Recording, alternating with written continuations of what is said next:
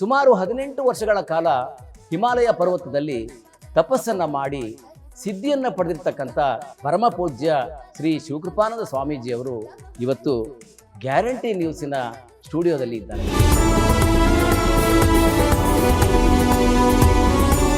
International yoga day और world meditation day क्या क्या अंतर है स्वामी?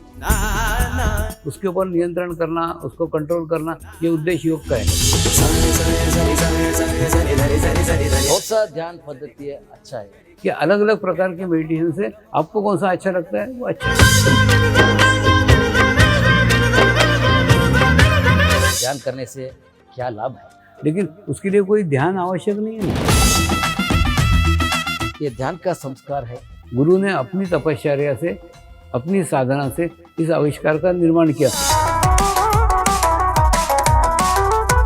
ध्यान का अंतिम लक्ष्य क्या है? ध्यान धीरे धीरे धीरे धीरे आपका शरीर भाव कम करता है, और शरीर भाव कम करता है तो आत्मा वृद्धिगत होता है.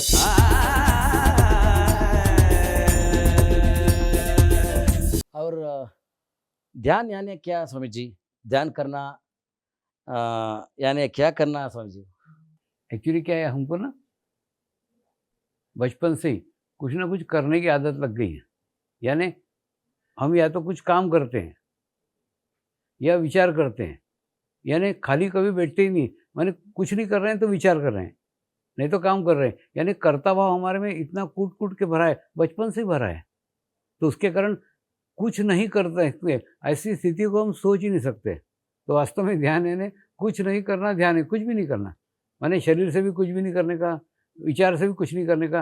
लेकिन ऐसा करने बैठेंगे तो अपने को आदत नहीं है ना. जब भी ध्यान करने बैठेंगे ना तो हमारा शरीर ही हमारा पहले विरोध करेगा. विरोध करेगा यानी आपको खुजली छूटेगी, खांसी आएगी, उबासी आएगी. कारण क्या है? ये शरीर का विरोध करने का तरीका है. विरोध शरीर अलग अलग प्रकार से करता है. क्यों? शरीर को आदत ही नहीं है. शरीर को आदत है या तो काम करने की या विचार करने की. आप दोनों ही नहीं करने दोगे तो फिर शरीर विरोध करेगा. तो कुछ नहीं करना ध्यान है. एकदम ध्यान की अगर सिंपल भाषा बोले ना तो ऑटोमेटिकली अपन निसर्ग के साथ जुड़ जाते हैं. जो आसपास का वातावरण है ना उसके साथ जुड़ जाते हैं. अपना अस्तित्व शून्य हो जाता है, क्योंकि ना अपन विचार करते ना काम करते. तो कुछ नहीं करना ध्यान है. एकदम सिंपल उसकी डेफिनेशन. ध्यान का पद्धति क्या क्या क्या होता है? कौन सा ध्यान पद्धति अच्छा है? देखिए, मेरे को तो केवल एक ही ध्यान पद्धति मालूम है जो मेरे गुरु ने मुझे सिखाई है. उसके अलावा मेरे को कोई पद्धतियों का कोई ज्ञान ही नहीं है, कोई नॉलेज ही नहीं. होता है ना, जैसे अगर अपने को अपने थाली में पेट भर खाना मिला तो अपन दूसरे की थाली में झाँकते ही नहीं ना.